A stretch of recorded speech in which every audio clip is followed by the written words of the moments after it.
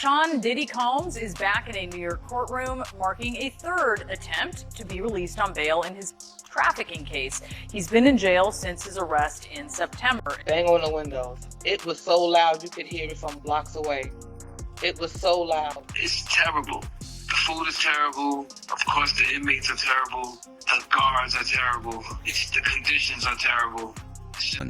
Diddy's legal team is rushing to address the gaps in his case as the trial date in May 25th approaches. Meanwhile, troubling incidents at New York's Metropolitan Detention Center (MDC) have sparked new concerns. Reports indicate that Diddy may be placed under watch again following events that occurred during the holiday season. Diddy ringing in the new year with a jailhouse meltdown, at least according to some new reports. All this comes as the disgraced singer spends his first holiday season behind bars, and a judge rules one of his accusers can remain anonymous.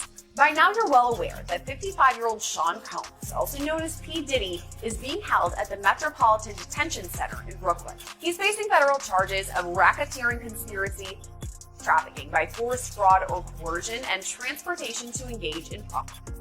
The charges came down in September when a grand jury indicted Diddy, half a year after those federal raids were first performed on his homes. Since he was booked, Diddy has made several bids for bail, hoping to get back to one of those homes or an apartment on New York's Upper East Side. Just last month, Diddy's team officially put in its third attempt for his release, asking that he be put on house arrest. The defense originally wanted Diddy to be held on house arrest at his Star Island mansion in Miami, Florida, one of the places that was actually raided way back in March. But Judge Arun Subramanian shot that down pretty quickly, and it was decided if Diddy was granted bail, he'd be staying in New York, specifically on the Upper East Side in a 3-bedroom apartment. That bail would have come with a $50 million price tag and some major restrictions on Diddy's house arrest. Inside the apartment, there would be 2 live-in guards and another guard downstairs. Diddy wouldn't be allowed to access any phones or the internet unless it was used to contact his legal team. And on top of all of that, there would be a vetted list of people approved to visit Diddy, including his legal counsel and, of course, his family. Diddy's attorney, Mark Agnifilo, said there was a 0% chance that Diddy would be violent if he was released, and even called the bail package a, quote, very, very rigorous set of conditions. This part is wild. He said it was even more strict than the MDC jail. But Judge Subramanian, he didn't bite on that, and Diddy's bail was denied for the third time. According to a report from the Daily Mail, that's why Diddy had a breakdown. A person close to him apparently said, quote, spending the holidays behind bars was a nightmare for him. Housed in a special section of the jail where he had relative privacy and a few additional privileges. However, after his third bail request was denied, he was moved to the general population.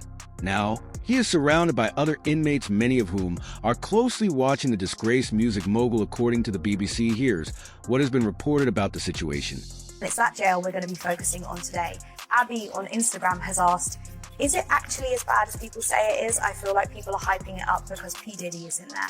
Well, it's also been home to Ghislaine Maxwell and R. Kelly and the fallen king of crypto, Sam Bankman-Fried. So today we're taking you behind the bars of the MDC, asking how Diddy's life's changed inside it and whether it's really as bad as people say. My first guest is Katana Yehuda. Katana, you've served time inside the MDC, so has your brother. You served for fraud, he served for gun possession. You've also protested against the conditions in the jail. But for people who have no concept of what going to jail is like, what is it like when you first go in? Despite his high-profile status, Diddy is learning the hard way that no one receives special treatment. The first couple of days are heartbreaking because you're taken completely away from family.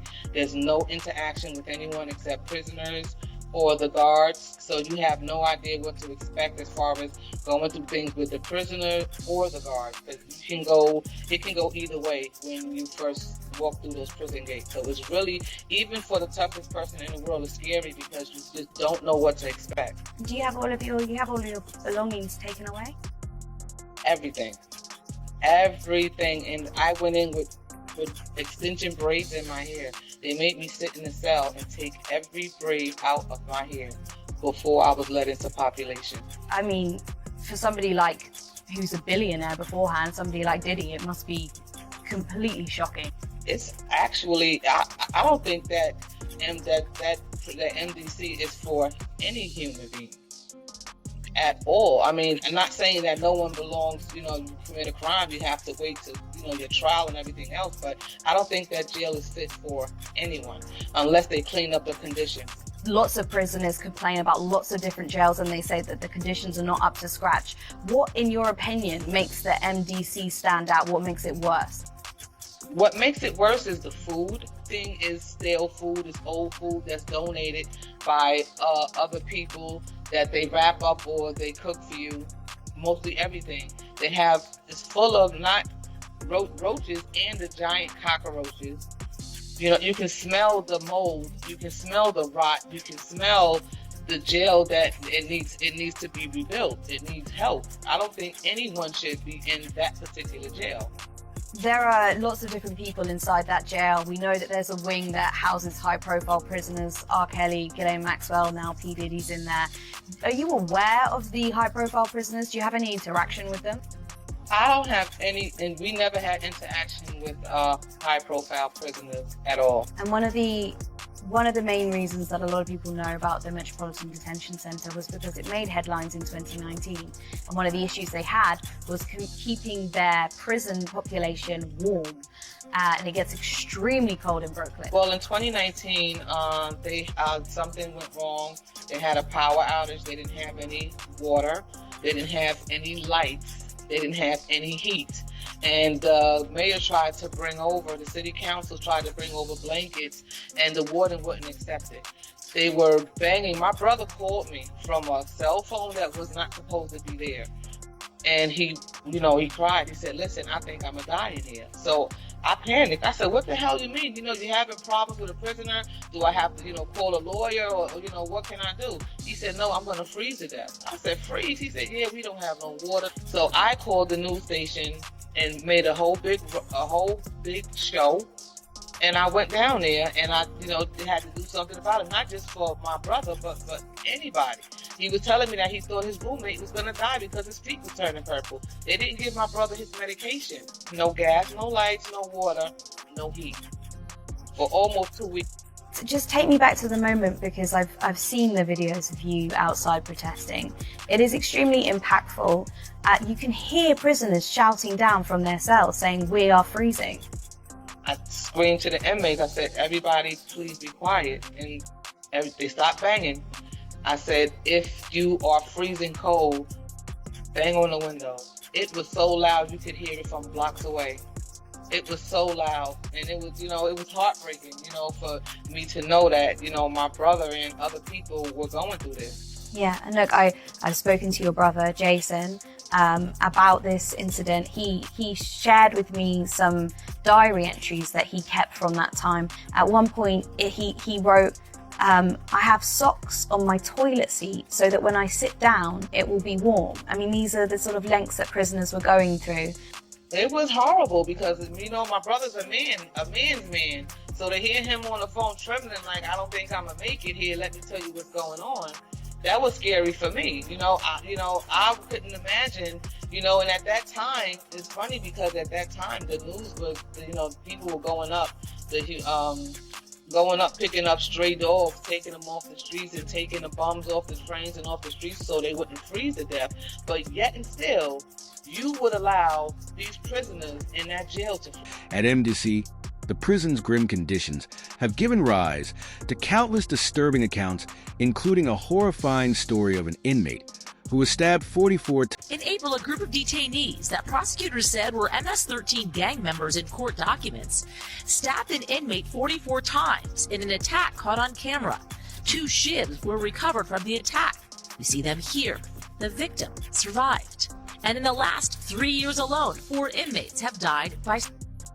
And violence is not the only issue. Accusations of medical neglect, staffing shortages, smuggling of drugs, some allegedly facilitated by employees. I've had clients describe MDC as hell, as the worst conditions they've been in. Lance A. Clark is a federal defense attorney who's been there many times. Now, the government is going to mandate that they are responsible for your well-being. They have to ensure the safety of your well-being. The prison has about 1,200 detainees and is the only federal prison in the nation's largest city. The DOJ shut down New York City's other federal jail, the Metropolitan Correctional Center, back in 2021, 2 years after Jeffrey Epstein died by there. A Bureau of Prisons spokesman telling NBC News they, quote, take seriously addressing the staffing and other challenges at MDC Brooklyn, adding the director appointed an urgent action team and they've increased staffing. The MDC has historically had tremendous problems, and the problems aren't. Times this gruesome incident only adds to the already chilling reputation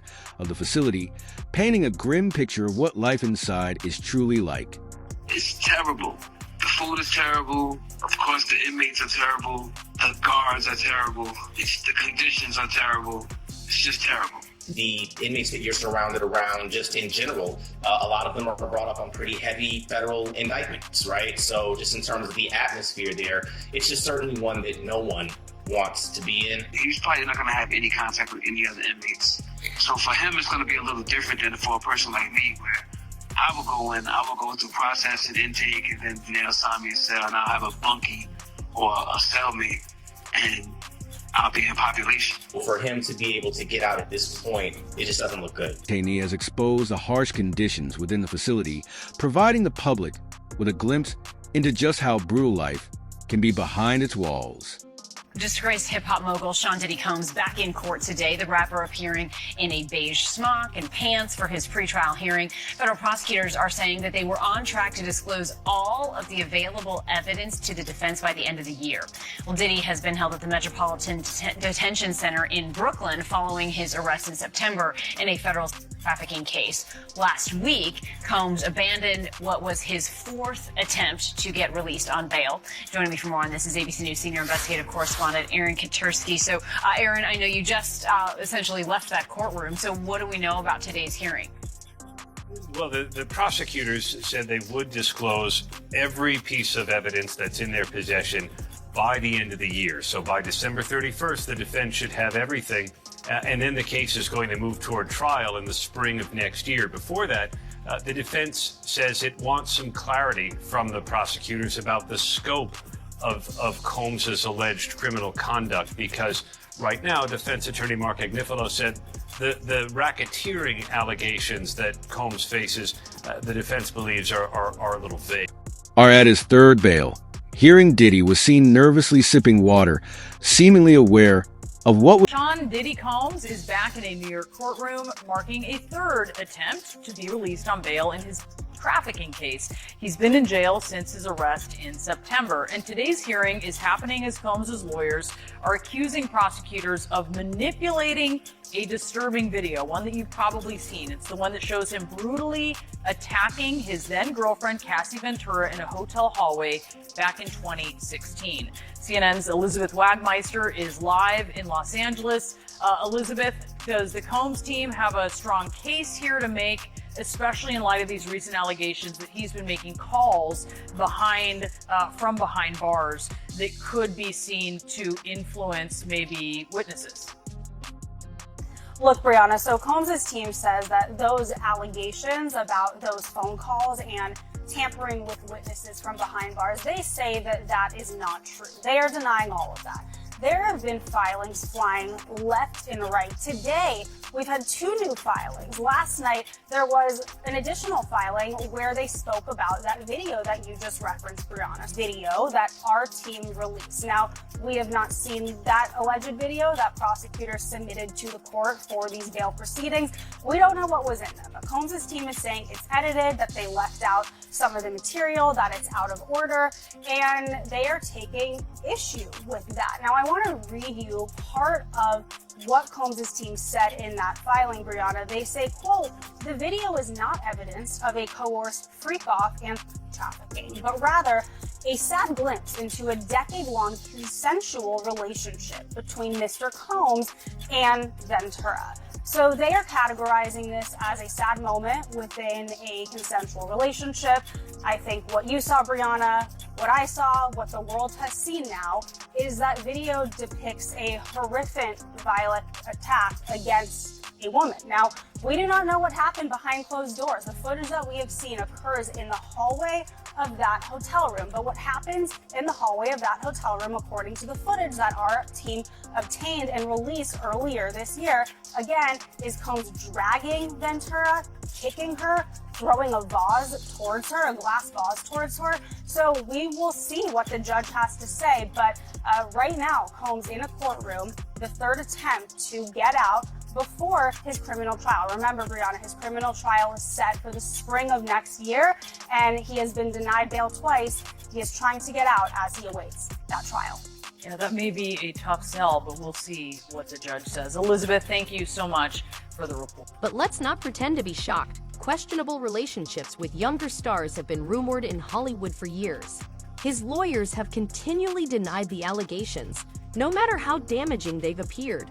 And who could forget the infamous baby oil story? I'm going to tell you the craziest thing about Diddy being locked up right now, facing mandatory minimums, the possibility of life in federal prison. Go read the transcript from the bond hearing and listen to what the defense says they believe is the start of the feds looking into P. Diddy. The defense says, my read of it, many months ago, a woman approaches Diddy and says, hey, this is through lawyers. We're going to be releasing a tell-all book about this woman's experience with Diddy over all the years. And it's going to make you look like a monster. And if you don't want that book to get out there, you can buy the exclusive rights to it for $30 million. Catch and kill this book. Diddy's team says no. Woman comes back with a lawyer. We're going to file a civil lawsuit against you because it's not just stuff that makes for good print. These are civil claims that we can bring and we can win millions of dollars. Diddy's team says, okay, bring the lawsuit. They bring the lawsuit, and within like hours, it's settled for, surprise, surprise, $30 million. After those things happened, a line of people came with stories to get their check too. Hey, if she got 30 mil, what can I get off this guy? I was there, I saw this, I heard that. And that then led to a federal investigation. See, people think, oh, somebody's out to get him, he pissed off the wrong person, it's the alcohol company that, nah. You guys gotta understand that there's prosecutors out there who want big cases. They don't fall out of the sky every day. The chance to go after somebody like P. Diddy and put him away for life is like the greatest case you could ever find if you're a prosecutor. And so, when a public filing gets released and you read it and you go, wait a second, that law firm is mad thorough. Wait a second, he settled it for $30 million. Wait a second. If all of this is true, then I could probably get some subpoenas. I could probably collect some evidence. I could probably build a case. They start doing it. They raid, a couple months later, they indict.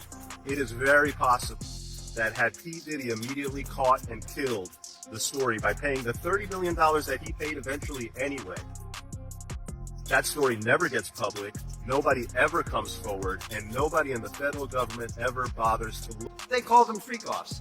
But, you know, back when I was a kid in the late 70s, they were called... If these are genuinely... How do you explain 1,000 bottles of baby oil? I don't know where the number 1,000 came. The U.S. Attorney said it. I can't imagine it's thousands. I mean, you know. There's already so much to unpack there. He is trying, with a straight face, to say that the freak-off parties are just... Brother, open your eyes. There are videos from some of the freak-offs, and it's a lot different than what you're trying to paint it as here. That is just so disingenuous and delusional. I get that it's his job, but man, don't insult the intelligence of every human being on the planet. It's just one Google search away. You can see. It's not just... And Goober here is trying to pull the wool over your eyes by trying to convince you that it's just... Well, back in my day, we used to call that all of a sudden it's a freak-off or something. Like, what are you talking about? It's so dumb. But anyway, to the baby oil. He immediately tries to downplay it, like, oh, it wasn't 1,000. Where'd that made-up number come from? That's a fake news fib right there. And the interviewer's like, no, that came from the attorney. Like, no, that's the official statement. He's like, oh, no, they must be lying. Surely they're lying about that. And I'm not really sure what the baby oil has to do with anything. They're essentially saying it's a lubricant.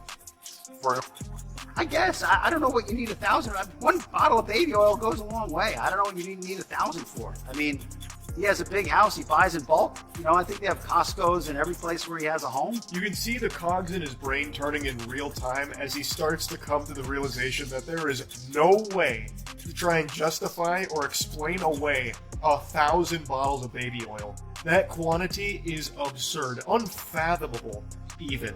And he starts to like break it down, and he starts to go like and argue against his client, like 1,000 bottles of baby oil? That just doesn't make any sense. Who would possibly need that amount of baby oil? Do you know how much mileage you can get out of a single bottle? The best he can come up with is saying that since his houses are close to Costco, he's probably just buying it in bulk.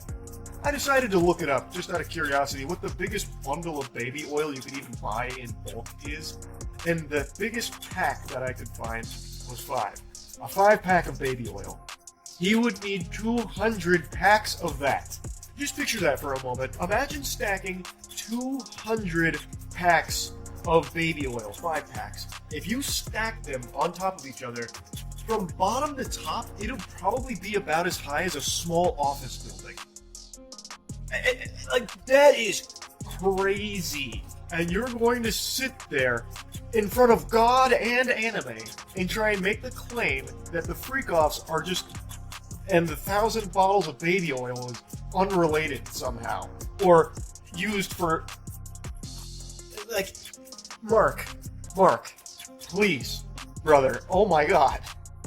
I mean, have you sat in a parking lot of a Costco and see what people walk out of there with? Not 1,000 bottles of baby oil. I don't think it was 1,000. I think it was. Let's just say it's a lot. Okay. No, that's not okay, Mark. Why don't we use the actual U.S. Attorney's report on how much baby oil they confiscated from his property? You can't just wipe your and throw that number away because it makes your client look like an even bigger psychopath. I was at one of P. Diddy's freak-offs. You saw celebrities there that you recognized. It was a rapper that we all know. Straight up directed by Diddy. I'm just grateful to have made it out. My name is Tania Wallace. I am a singer-songwriter, and I was at I believe to be one of P. Diddy's freak-offs. 2018, I went to this freak-off. I looked to the right of me, and in the corner, I'm looking like, are those midgets? Because people were it's people over them, like it's people trying to hide what they're doing. They're all huddled up. So I'm like, what is that? But no, they weren't. They were little people. And, I don't want to say too much. They were little people.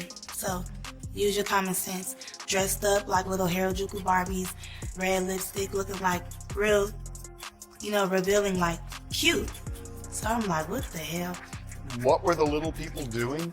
Getting covered up, trying to cover up what they were doing. Just, I don't know, like being admired, being hid, something. But it's like, what are they doing here? Because this is a grown party. Are you talking about adults who are little people, or are you talking about... Am I gonna get in trouble? I don't want to say I witnessed any of that crazy stuff, but we all have common sense. Little people. It's not supposed to be there. You're talking about underage people.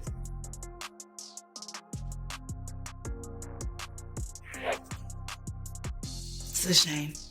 Gandil has revealed that following a series of ESS cases in Hollywood, the feds are tightening their grip, targeting every artist and politician connected to the Diddy scandals. Yeah, that's crazy, but the feds, they also revealed that they got photos and videos of Diddy freak-offs.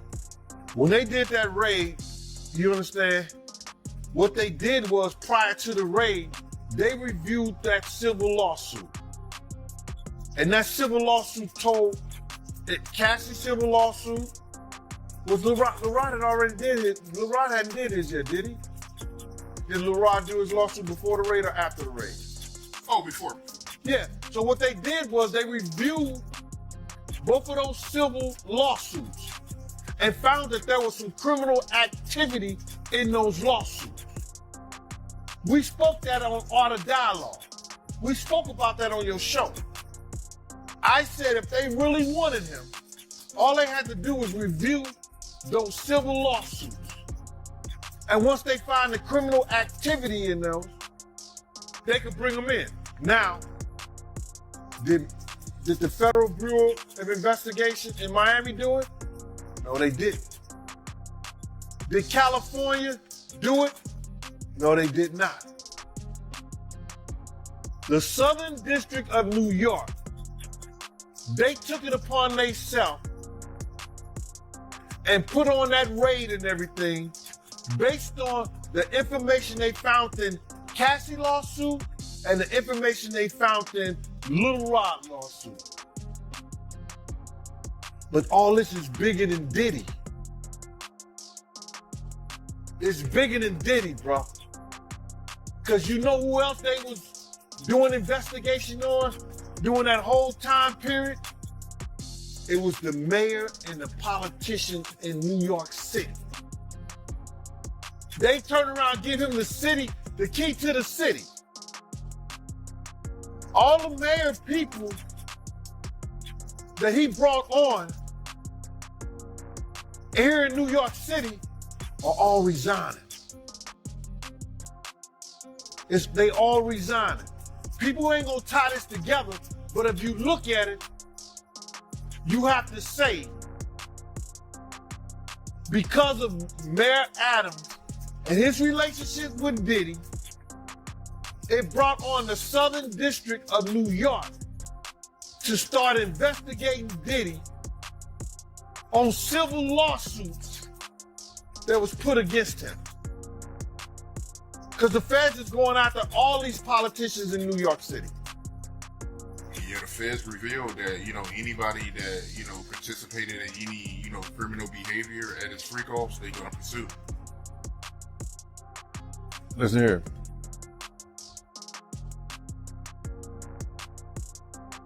The mayor here take like 15 spoons of sugar in his coffee.